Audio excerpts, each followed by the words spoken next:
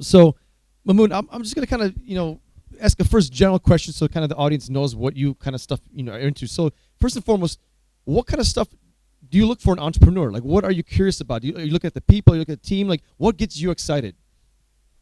Yeah. So if I look back at the companies that I've invested in over the last 7 years as a VC, I look back at the entrepreneurs that got me really excited. You can't make generalizations about entrepreneurs because they're very different across the board. But I would say they have this characteristic about that they're relentless about what they're pursuing, not in a very narrow-minded way, which is, I'm very stubborn. I won't change my idea, even if 100 people tell me it's really stupid. I think they're smart about it, but they have relentless pursuit of excellence. They're maniacal about what they're doing, and they won't take no for an answer, and they have this element of being stubborn about it, like trusting their gut. I think that's a pretty key characteristic for me. That even if you look back at Javed and what these guys were doing at YouTube, a lot of people told them that they were doing something that it's not that interesting, but they still thought they were onto something, and they followed the insight that they had based on data and real users, and they kept going with it. So I look for similar characteristics in entrepreneurs, and they come in very different shapes or forms. I would say that entrepreneurs have some natural ability to be entrepreneurs. I don't think you can make someone an entrepreneur, and a lot of these entrepreneurs, they exhibit some qualities that they've had for a very long time, even as children, even as young kids, and growing up. They had something that they were doing on the side that shows, again, back to the PayPal example of how people were a little off and weird. Same thing about entrepreneurs. I think great entrepreneurs have something off and weird about them. So Mamoon actually has the privilege of investing in 3 companies that are now either at $1 billion or near $1 billion in valuation. This is very, very rare. This is Yelp, this is Yammer, this is Box, right? And I can't say too many investors have actually pulled this off, right? And this is within a matter of 5-6 years of investing. So let me ask, like, let's say Aaron is from Box.net. He's a very young CEO. I think he's about 27 years old, 26 years old right now. Yeah. And he's running a company that's potentially on the verge of knocking $1 billion. He's been going at it since he was 19 years old. Like, how good of a CEO was he when he started? Was he totally awkward? Was he awesome? Like, what, Yeah, sure. like, what did you have to read between the lines? Because I'm sure it was kind of awkward in the beginning. Yeah, so I met Aaron about 5 years ago, and my first meeting with him, he already had raised $1.5 million in seed funding from another VC who actually was a friend of mine. And when I first met him, I said, after the meeting, I said, or 5 minutes into the meeting, I want to invest in this guy. I don't know if he's going to be successful with this company, but this guy's going to be successful in something. Mind you, this time, at the time he was raising money for that company, he said no to probably 20, 30 times. So it wasn't like, it was obvious that, Aaron is going to build a multi-billion-dollar company. But initially, when I first got to work with them, as a CEO, he was green. He was just like, he's 22 years old at the time. He didn't really care much about hygiene, personal hygiene. I don't know how much he showered. This is true. Yeah, I don't know if he ever really washed his hair. But an example of that would be, I think he'd be okay with me saying this, but we'd have meetings at their office, and their office was also where they lived. It's where they did everything. And I'll talk about Aaron today as well, but the bathroom that we used to have, there's a meeting room and then the bathroom. The bathroom was where they would take a shower and do everything that they do in life. And that bathroom smelled like death. And it smelled like death every time. And, they just didn't have Aaron and his co-founders didn't think about, in order to air out a bathroom, you should open the window, or, you should hang the towels outside sometime. But it would just smell like, fungus, So he didn't care for that. He didn't think about that. So his focus was on things that mattered to him, which was building a phenomenal company and having a big vision, and that he had for sure. So does that make you an unsuccessful CEO, not airing out your bathroom? No, but which goes back to being so focused on certain things and completely forgetting about other things that normal people probably would think about. Yeah, so maniacal focus, like it could be a new test, like the fungus test. If you go to a guy's house and it really smells bad, he might be good. Yeah. If I want to do So that right. you have to. I mean, I think our job as VCs is also it's investing in people and reading people as entrepreneurs, and it's identifying some of these like quirky things that make entrepreneurs special. So in this case, it was just like I can forget about some of these things because it's just not. Whereas mine cycles, we all have finite amount of cycles in our head, and his cycles are spent doing something completely different. Well, that actually brings up a good question. Like you as an investor, like how much crap do you have to put up with entrepreneurs? I mean, they're all over the place. They do have their quirks. Like, I mean, you have to kind of deal with this, and every single entrepreneur is different. Like, how do you guys go about and kind of like segmenting it off, or is it really hard to kind of separate the two? I think it it can be hard. I think if you overreact to like points in time to something that an entrepreneur does to you, let's say you invest in a company and it's a CEO of the company and they do something that you just pisses you off or and you think it's really idiotic what they're doing, or I think you have to be patient. One thing is that VCs, we're in a patience business. Patience. We invest in a company in a seed round, and it takes 8, 10 years sometimes for the company to become mature or become successful. Box has been around since 2004, and that's 2012. And maybe if everything goes well, they'll be a public company a year from now. That's 9 years. Facebook took 8 years, Yelp took 8 years, LinkedIn took 9 years. It takes a long time. So you can't just take a point in time and make a decision based on that. Like, hey, we should fire the guy now because he, didn't air out the bathroom.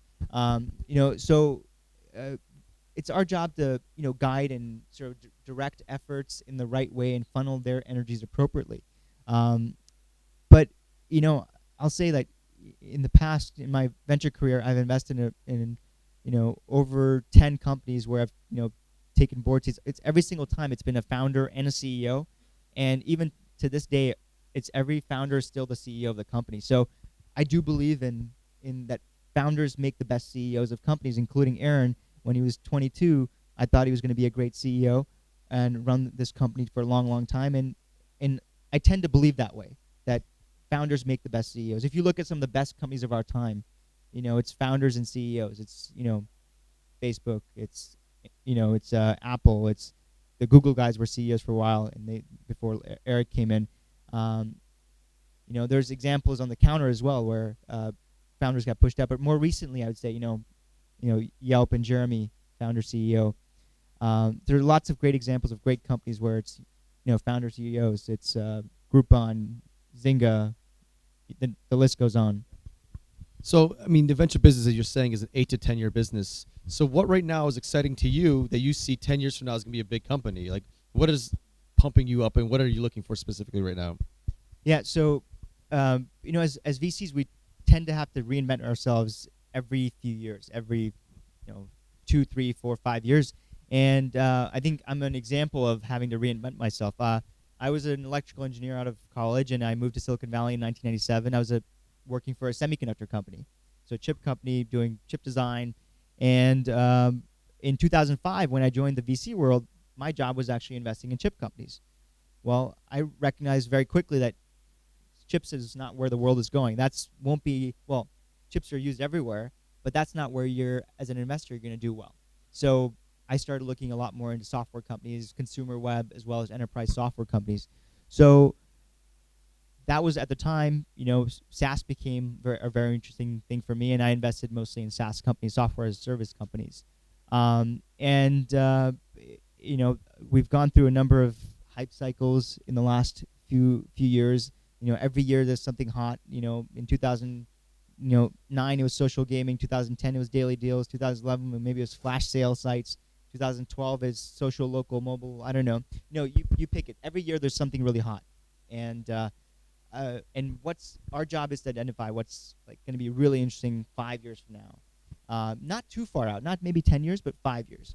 So a short answer or long answer to your question is what's exciting us right now, what's exciting me right now. It's things that are again big problems that the U.S. and the world face around healthcare. Healthcare is pretty antiquated in terms of its use of technology, and that could be the next sort of tens of billions of dollars of revenue that IT companies, technology-enabled companies, could make in sort of re-architecting how healthcare works in the world. The second area is education. Those are probably two areas that I like a lot as for the next 5 years or so, where I think technology can play a massive role in sort of re-architecting the way, we keep ourselves healthy and how we learn.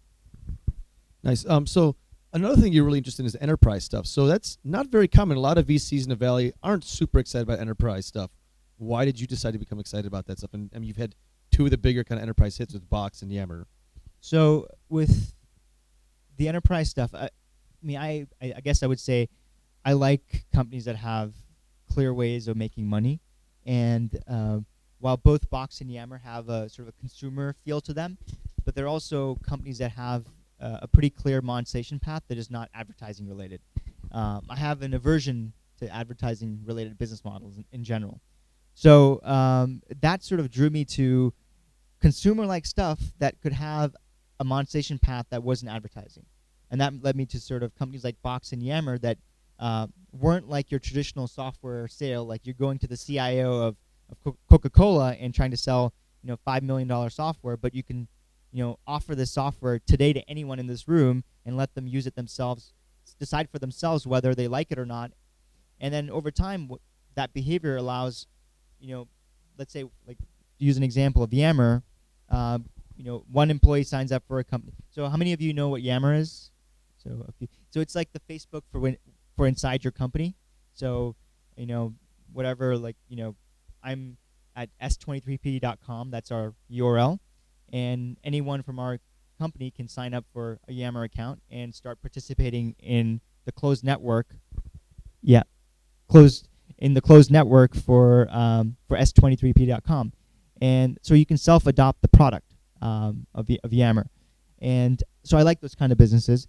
But what I like more about it is that you can monetize it by selling it to my company or other companies. And when we started our firm, there's two things we purchased. We bought a subscription to Box and a subscription to Yammer, one for file sharing and one for communicating amongst each other. And actually, the third product we bought was Microsoft Outlook. We could have gone Gmail, but a number of us were used to Outlook, so we were old school in some regard. But enterprises just, they seem boring. And, as you know, Aaron's making enterprise very sexy these days. He's like the poster boy of enterprise software being interesting again. So there was a time back in the late 90s when enterprise software was pretty big. And it was all the young people were going to Siebel Systems and Oracle and PeopleSoft. That was the place to be. So we're seeing a comeback with Box and Yammer. So you recently invested into an enterprise company here in Poland, right? Yeah. So maybe talk about that a little bit. I mean, I think you're kind of the first U.S. VC that's really put any kind of serious money into this country, if I'm correct. Yeah, and it wasn't intentional, to be frank. It wasn't because I wanted to find an investment here in Poland. It actually happens to be in Krakow. It's a company called Future Simple, and they do CRM, a lightweight CRM. So it goes, again, back a little bit to the use case of like a Box and Yammer, where you can just self-sign up for the product and play around with it and really love it and like it and tell your colleagues about it, and then have lots and lots more people within your organization, your company, pick it up. So same with Base CRM, which is a customer relationship management tool. It's a way for SMBs and even larger companies to self-adopt a CRM system that's lightweight. It's on your iPhone, it's on your iPad, and it fulfills that need for you to do your CRM that Salesforce is getting further and further away from. So what was your question, though? I just asked you, I just wanted to say that you invested in a Polish company, what you thought of them, and that was it. So what was interesting was, that it had a similar model to some of the other companies I've invested in, which is like you can just go to the website, sign up yourself, trial it, and use it for like a month and see if you like it. If you don't like it, don't use it. But they had a lot of traction. They were in the App Store. They were live. Lots of small businesses are using them now exclusively for their CRM. So they had some very exciting traction. And it's a team of 17 engineers here in Krakow, and then they've got 3 people in Chicago. So most of the team is actually based here. So how much harder is it? I mean, you guys are a VC that's open to investing abroad and all around the world, right? How much more better does a non-US company have to be to their US kind of competitors to get money from you guys? Is it has to be magnitude better? Has to be a little bit better? Because I mean, it is more difficult for you to put money into a foreign-based company, right? Yeah, so I would say that the bar is definitely higher for a non-US company. So if I expect to have a 10x return from an investment in the US, I'd expect to have a 20x return for a company outside of the US. So it may not happen, but the way I think about it, can this be, if my US bar is, can this be a $500 million company exit? My international company bar would be, can it be a $1 billion company? Cool. I think it's most of the questions I have. Anything else you want to bring up, maybe? No, I think we can. I think we should open up to the floor and let people ask. And this is your chance to ask anything from one of the best VCs in the United States. So go for it. Hi. Thank you. I was interested in being patient with CEOs. I'm an angel investor. I've run some companies, and at the same time as tolerating the smelly bathrooms and stuff like that, are there anything that you really insist on? Like, okay, you can negotiate about the smell, but you can't negotiate about X, Y, and Z. Could you talk about, or X, Y, and Z? Sorry. Sorry. So, in terms of negotiating with CEOs about not negotiating, like if you've got things you insist on that the CEO has to do, okay, as opposed to the stuff you're relaxed about, in the context of being patient. Something. I mean, I talked about the qualities that I like in entrepreneurs and CEOs. The one thing that a CEO's job is to keep their company financed or in good financial shape. So it is their job to fundraise for their company. They can't have their VP of something business development do their fundraising. And that's, I've been in situations where companies struggled to raise money, and I've told the CEO who was like cringes at the thought of fundraising, like, if you don't want to fundraise, you should probably give up your CEO spot, because it's your job to make sure that this company is viable, that you're giving it another chance in the market. So that's something I definitely insist on, is making sure you can go raise money. I was thinking more about operating procedures, like how they manage people, how they hire people, like how they document stuff, like really basic stuff. No, I mean, I wouldn't, if they were to mistreat people, I mean, again, it's like selection bias, right? You get what you invest in. So my experience there has been fairly positive, even though there are a variety of CEOs, different types, age groups, personalities invested in. I've never had to sort of give that micro level feedback to CEO, like, hey, you should be doing more of this or more of that. It's more around the business. We show up at a board meeting or talking about the business. Hey, you should be metricing the business this way. You should be thinking about expanding faster, hiring more salespeople. I mean, more like business operational stuff as opposed to a flaw in how they're thinking about their company. I mean, I guess those are flaws if you're not thinking about your business appropriately. But it's like the usual stuff. I don't think there's, yeah.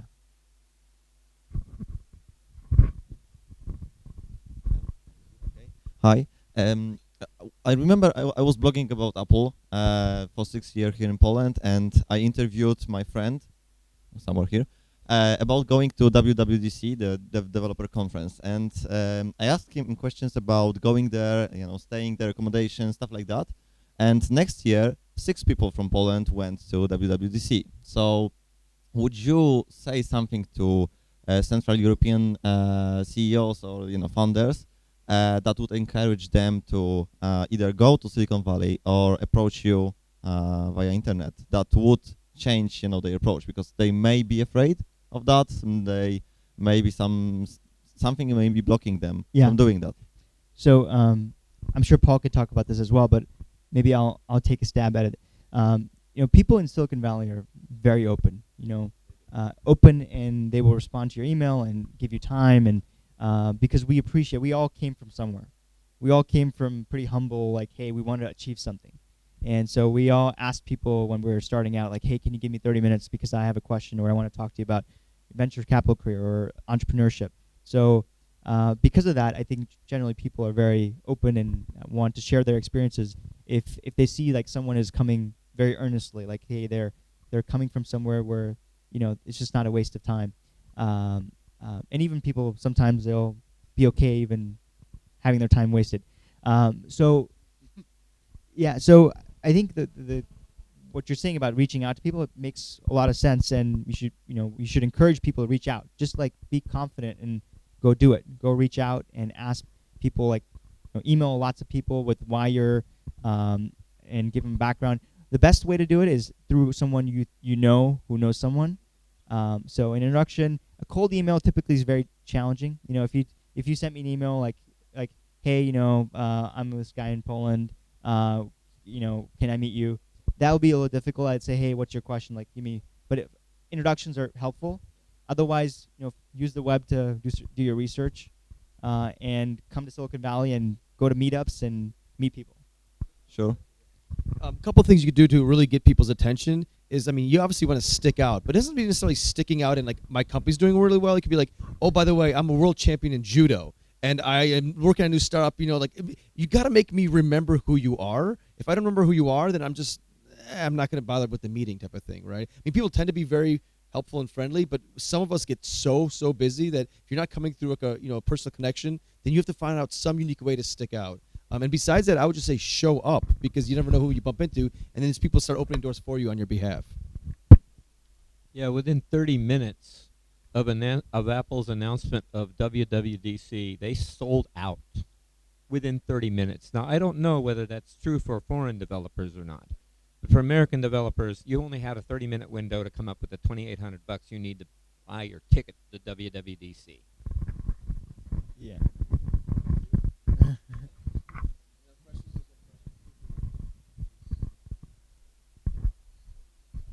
Hi, I'm a CEO of one startup here, and we want to go global, and like I'm struggling right now with something that I'll need to have an answer like very quickly, like when should we not focus on monetizing, and when should we focus on growth?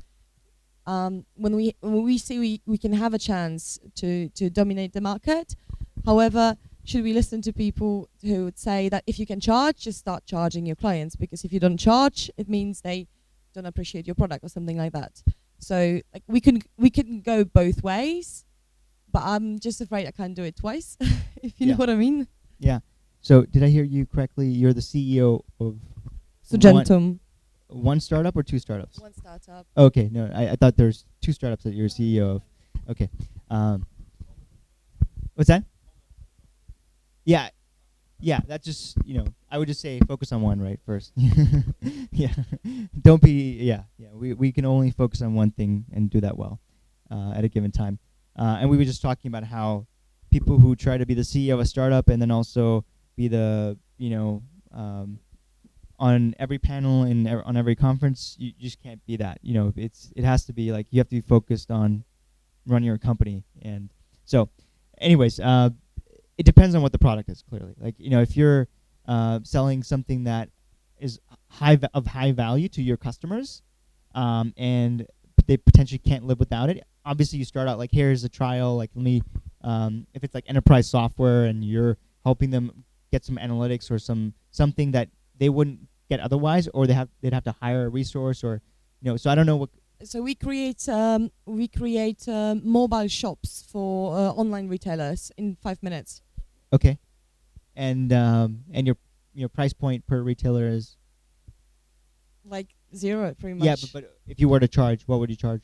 Oh, it's hard to say. So actually. there's the freemium model, right? So a lot of companies adopt the freemium model, and we've got a really smart approach to scaling actually through really good because we can connect very quickly to them, and we won't have many problems with scaling actually. Yeah, so just if you're creating shops, and let them create a shop for free, and then offer services on top that you charge for, like payments, or mobile payments, or so those are examples of things that you can charge them for because they see your like clear value. But you want your funnel of users and shops to be as big as possible very quickly. So Now the question: where should I show traction? In my country, in 5 countries, in 10 countries, in the States? Like, what's well, the it right seems like a traction? pretty global phenomenon. I mean, I know there's other companies as well that do what you're doing. So, but those are all probably pretty global. It's a global product you're offering. So I don't see a reason why you shouldn't focus broader than just, let's say, Eastern and Central Europe. And monetizing or not? Right now. Right now, I mean, it's freemium. Like, you have a freemium plan. Like, build the features that will allow you to charge for something.